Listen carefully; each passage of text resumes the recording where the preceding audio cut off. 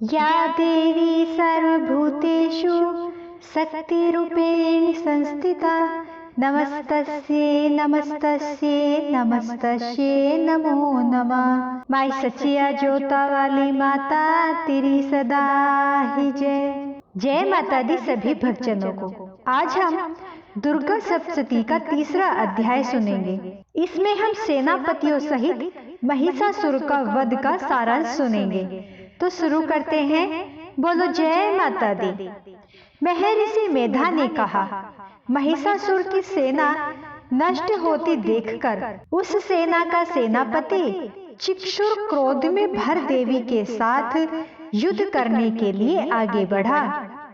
वह देवी से इस प्रकार बाणों की वर्षा करने लगा मानो सुमेरु पर्वत पानी की धार बरसा रहा हो। इस प्रकार देवी ने अपने बाणों से उसके बाणों को काट डाला तथा उसके घोड़ों व सारथी को मार दिया। साथ ही उसके धनुष और उसकी अत्यंत ऊंची ध्वजा को भी काट कर नीचे गिरा दिया। उसका धनुष कट जाने के पश्चात उसके शरीर के अंगों को भी अपने बाणों से बींध दिया। धनुष, घोड़ों और सारथी के नष्ट हो जाने पर वह असुर ढाल और तलवार लेकर देवी की तरफ आया। उसने अपने तीक्ष्ण धार वाली तलवार से देवी के सिंह के मस्तक पर प्रहार किया और बड़े वेग से देवी की बाई भुजा पर वार किया, किंतु देवी की बाई भुजा को छूते ही उस दैत्य की तलवार टूटकर दो टुकड़े हो गई। इससे दैत्य ने क्रोध में भरकर शूल हाथ में लिया और उसे भद्रकाली देवी की ओर फेंका। देवी की ओर आता हुआ वह शूल आकाश से गिरते हुए सूर्य के समान प्रज्वलित हो उठा। उस शूल को अपनी ओर आते हुए देखकर देवी ने भी शूल छोड़ा और महाअसुर के शूल के टुकड़े कर दिए। साथ ही महाअसुर के प्राण भी हर लिए। चिक्षुर के मरने पर देवताओं को दुख देने वाला चामर नामक दैत्य हाथी पर सवार होकर देवी से लड़ने के लिए आया और उसने आने के साथ ही शक्ति से प्रहार किया, किंतु देवी ने अपनी हुंकार से ही उसे तोड़कर पृथ्वी पर डाल दिया। शक्ति को टूटा हुआ देखकर दैत्य ने क्रोध से लाल होकर शूल को चलाया, किंतु देवी ने उसको भी काट दिया। इतने में देवी का सिंह उछलकर हाथी के मस्तक पर सवार हो गया और दैत्य के साथ बहुत ही तीव्र युद्ध करने लगा। फिर वह दोनों लड़ते हुए हाथी पर से पृथ्वी पर गिर पड़े। दोनों बड़े क्रोध से लड़ने लगे। फिर सिंह बड़े जोर से आकाश की ओर उछला और जब पृथ्वी की ओर आया तो अपने पंजे से चामर का सिर धड़ से अलग कर दिया। क्रोध से भरी हुई देवी ने शिला और वृक्ष आदि की चोटों से उदग्र को भी मार डाला। कराल को दांतों, मुक्कों और थप्पड़ों से मार डाला। क्रुद्ध हुई देवी ने गदा के प्रहार से उद्धत दैत्य को मार गिराया। भिंदीपाल से वाष्पकल को, बाणों से ताम्र तथा अंधक को मौत के घाट उतार दिया।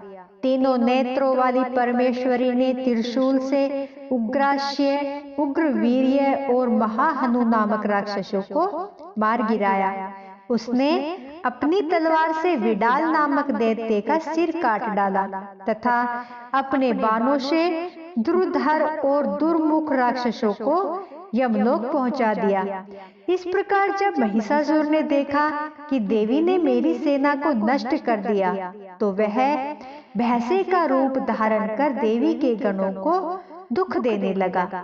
उन गणों में से कितने ही उसके मुख के प्रहार से मर गए, कितनों को खुरों से, कितनों को पूंछ से, कितनों को सींगों से, दौड़ाने के वेग से, अनेकों को सिंहनाद से, कितनों को चक्कर देकर और कितनों को श्वास की वायु के झोंकों से पृथ्वी पर गिरा दिया।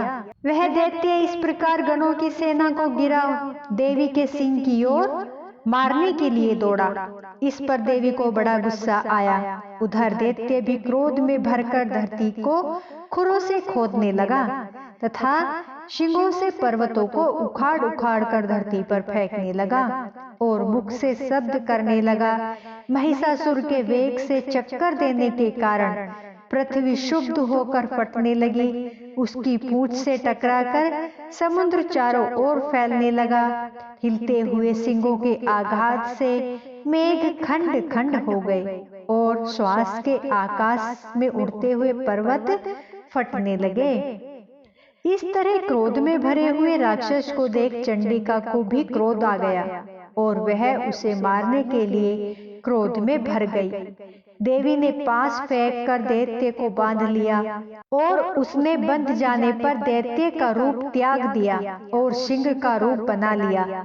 ज्यों ही देवी उसका सिर काटने के लिए तैयार हुई, उसने पुरुष का रूप बना लिया जो कि हाथ में तलवार लिए हुए था। देवी ने तुरंत ही अपने बाणों के साथ उस पुरुष को उसकी तलवार ढाल सहित बांध डाला। इसके पश्चात वह हाथी के रूप में दिखाई देने लगा और अपनी लंबी सूंड से देवी के सिंग को खींचने लगा और गरजने लगा। देवी ने अपनी तलवार से उसकी सूंड काट डाली। तब राक्षस ने एक बार फिर भैंसे का रूप धारण कर लिया और पहले की तरह चर अचर जीवों सहित समस्त त्रिलोकी को व्याकुल करने लगा। इसके पश्चात क्रोध में भरी हुई देवी बारंबार उत्तम मधु का पान करने लगी और लाल लाल नेत्र करके हंसने लगी। उधर बलवीर्य तथा मद से क्रुद्ध हुआ दैत्य भी गरजने लगा। अपने सींगों से देवी पर पर्वतों को फेंकने लगा। देवी अपने बाणों से उसके फेंके हुए पर्वतों को चूर्ण करने लगी और बोली, ओ मूढ़, जब तक मैं मधुपान कर रही हूँ तब तक तू गरज ले और इसके पश्चात मेरे हाथों तेरी मृत्यु हो जाने पर देवता गरजेंगे। महर्षि मेधा ने कहा। यो कहकर देवी उछलकर उस दैत्य पर जा चढ़ी और उसको अपने पैर से दबाकर सूल से उसके गले पर आघात किया। देवी के पैर से दबने पर भी दैत्य अपने दूसरे रूप से अपने मुख से बाहर होने लगा। अभी वह आधा ही बाहर निकला था कि देवी ने अपने प्रभाव से उसे रोक दिया। जब वह आधा निकला हुआ दैत्य युद्ध करने लगा तो देवी ने अपनी तलवार से उसका सिर काट दिया। इसके पश्चात सारी राक्षस सेना हाहाकार करती हुई वहां से भाग खड़ी हुई और सब देवता अत्यंत प्रसन्न हुए तथा ऋषियों महर्षियों सहित देवी की स्तुति करने लगे। गंधर्वराज गान गाने लगे, अप्सराएं नृत्य करने लगी। तो बोलो जय माता दी। तो भक्तों, आज हमारा तीसरा अध्याय यहीं पर समाप्त होता है। कल हम चौथे अध्याय के साथ फिर से मिलेंगे।